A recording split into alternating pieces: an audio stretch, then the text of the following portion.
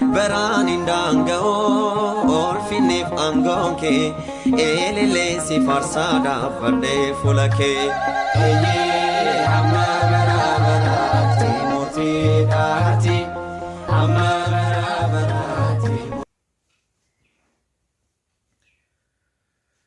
kabajamootaa fi jaalatamoota maatiiwwan waaqayyoon kan jaalattan waaqayyo isiniin kan jaalatu hordoftoonni chaanaalii keenya hundumti keessan akkam ooltanii akkam jirtu akkam yoo nageessanii guftaan keenya akka badii keenya osoo hin ta'in arjummaa fi fedha isaatiin yeroo qabnu irratti sa'aatii kanaan kan nu ga'e galannii fi ulfinni isaaf haa ta'u.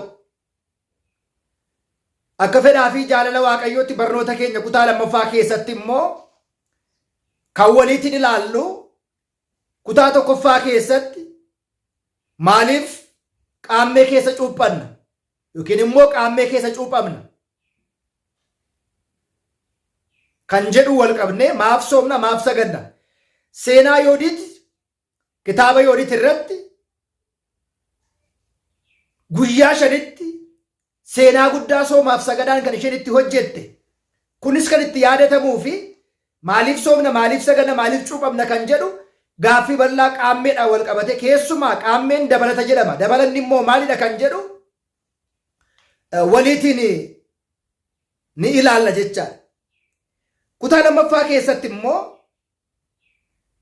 keessumaati Yoodiit sooma labsitee diinota isaanii kan itti injifatte torbeen yaadatamudha. Kanaaf manni kiristaanaa keenya qannoonaa xoomii keessatti xooma Yoodiit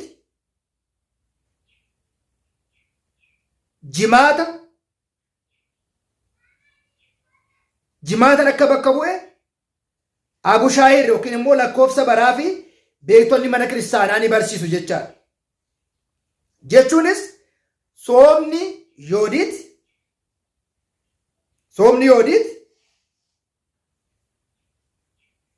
kan itti soomamu xumura waggaa qaammee keessaa fi xumura waggaa irratti akka ta'uusaa akkuma kana Yoodiit labsiidhaan sooma soomsiste.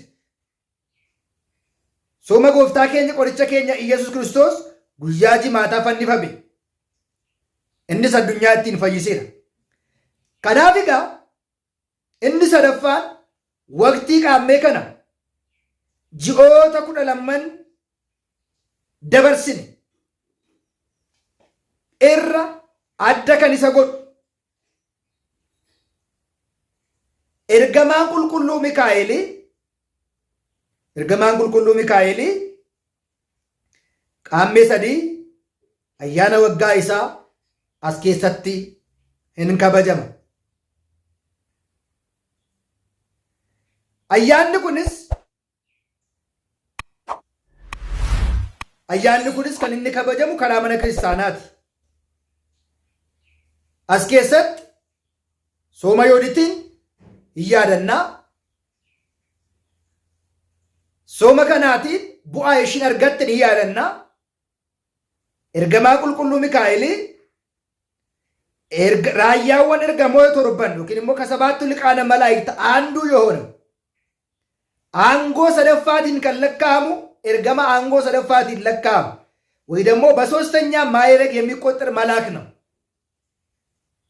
ቁልቁሉ ሩፋኤል ገርጋሩማ ኢሳቲ በራርሱማ ኢሳቲን ዋዳ ኢሳቲን kan kennameef ergama kennameefidha. Guyyaa kana kan ittiin kabajamu seenaan ayyaana kana ilmaan namootaatiif beelladootaa fi namootaaf uumama hundumaaf fayyisuudhaaf waadaa qaba. Akkuma kana immoo garaa haadha isaanii keessa kan jiran ulfaanii kan jiran eeguudhaaf akka dhalataniidhaaf geessa yookiin immoo dirsaana ergamaa qulqulluu Rufaa'elii kadhachuun, tsabala isaa dhuguun, amantaa imnatii dibachuun yoo kana taasisan immoo nagaan akka isaan da'an Sabalasaa raccaachuun araarsummaa isaatti amanuun ayyaana isaa kabajuun yaadannoo isaa taasisuun manni kiristaanaa keenya immoo amma araarsummaa isaatti amanuun arjummaa fi dhiifama isaa namaaf kennisiisa. Karaa biraa immoo ergamaa qulqulluu Ruufaa'eel ilma Xoobiit ji'a qaammee kana keessa Xoobiyaa kan itti fayyisedha. Isa kana barnoota keenya itti aanutti waliin ni ilaalla. Ergamaan qulqulluu Ruufaa'eel qaammeetiin akkamitti wal qabata kana waliin ni ilaalla kutaa sadaffaa keessatti. Egaa amma inni guddaan qaammee yookiin immoo dabalata kan jennu kun maalidha? Ji'a qaammee yookiin immoo waqtii qaammee wanti adda isa godhu maalidha? Ji'a hagayyaa fi adoolessa kan dabarsine ganni dukkanaa sun gizeen isaa yookiin immoo waqtiin isaa kan itti ba'u waqtii ifaatti yeroo itti deemnuu fi bonni yookiin immoo birraan bakka bu'uudhaaf jala bultii isaa irratti yeroo qaqqabnu kan yaadannudha qaammeen. Qaammeen gaafa dhufu wanti yaadannu ganna dabarsine, bona dabarsine, dukkana dabarsine sana ceenee jala bultii isa bara haaraa yookiin immoo bara haaraa yookiin immoo bara dukkanaa irraa gara ifaatitti ceenu kan itti simannudha jedha. Kanaaf egaa bari dabarsine sun bari xumuraa sun xumurree gara ifaatti ce'uudhaaf bara isa itti aanu simachuudhaaf abdii fi gammachuudhaaf simachuudhaaf kan qophoofne jala bultii isaatti kan ittiin argamnudha jechuun addunyaa irratti gatamee kan ture qilleensichi dhoqqeen sun bokkaan cabbiin kan gadhiifame dacheen biqilte inni qote margee dhoqqeen sun gara goguutti deeme bokkaan roobu sun gara caamuutti deeme duumessi lafa ga'ee samii irratti mul'atu gadhiisee biqiltuun fuduraa fi kuduraan biyya lafaa irratti qotame margee faca'ee margee gara firiitti gara asheetti jijjiiruudhaaf kan itti karaa eegaludha. Walumaa gala ji'a qaammee ji'a kana keessa kan itti kaafamu seenaa danuutu jira ji'a kana keessa. Gabaabumatti garuu ji'a kana keessa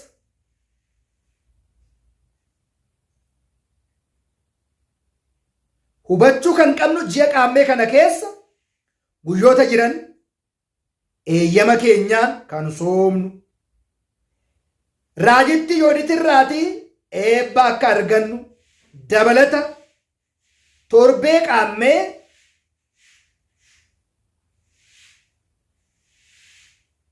tariyoo samaa'e kana jechuun eebbi waaqayyoo fi fayyinni waaqayyoo samiirraa ergamee kan itti bu'u.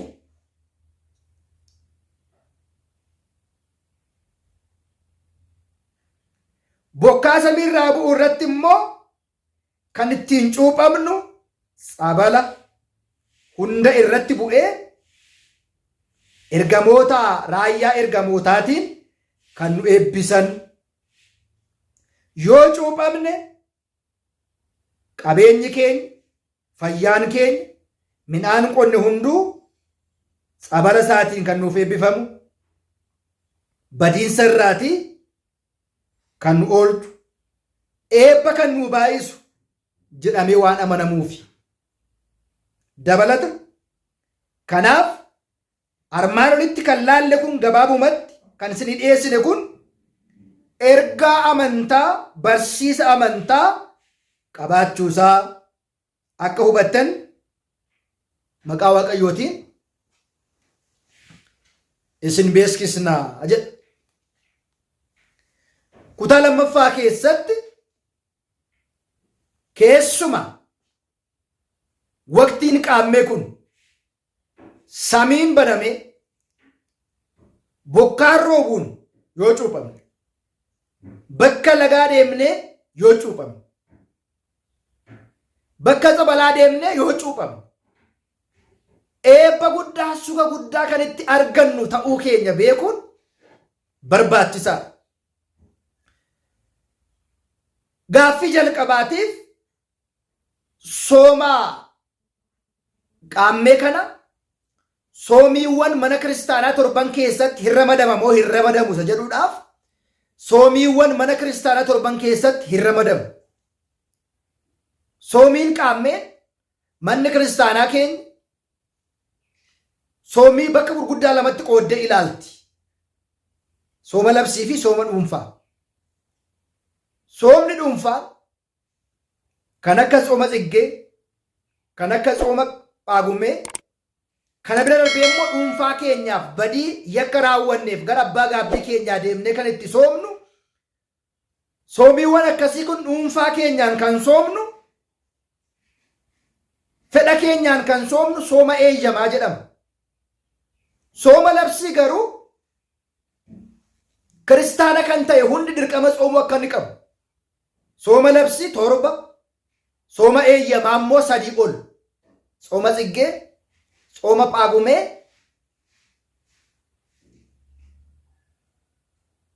jedhameetu soomama. Maarree gaa asirratti waa ta'u qofaan dubbadha. Kutaa lammaffaa keessatti sooma qaammee kana keessa nyaachuurra soomuu wayya eeyyama keenyaan dirqama manni kiristaanaa soomi waan nu hin jenneef illee maaliif nu fayyada? Maaliif qaammee kana keessa immoo soomna isa jedhuudhaaf barri dabarsine, barri inni itti gaggeessuuf kaane kun rakkoodhaan gidiraadhaan waan garaa garaan darbuu dandeenya. Hojii harka namaatiin dhiphachuu dandeenya. Dabtaroonni xonqaayonni garaa garaa nurratti hojjetanii eebba keenya, nagaa keenya, tasgabbii keenya nu dhowwanii ta'uu danda'a. Amma immoo barri inni dhufu kun bara nagaaf jaalala akka nuuf ta'uudhaaf, bara eebbaaf gammachuu akka nuuf ta'uudhaaf, inni kaayyeessine sun fiixaan akka nuuf ba'uudhaaf soomaatiin sagadaatiin soomuun nu fayyadaa jecha. Barnoota keenya kutaa 3ffaa keessatti keessumaatii nuti bara kana gammachuun akkuma immoo simachuuf kaane barri dhufu bara nagaaf jaalala akka hin taane immoo qaamonni hojjetan jiru. Cuuphamuun keenya maal irraatii nu eega? Fakkeenya maaliis qaba? Yoo soomne maal fayyadamna isa jedhu immoo kutaa 3ffaatiin kan laallu ta'uusaa isin beeksisaa. Waaqayyoon biyya keenya Itoophiyaa hunda keenya duukaa haa ta'u, amantaa keenya tawaahidoo nuuf haa eegu. Kutaa 3ffaatiin barnoota nutti waliin baranna.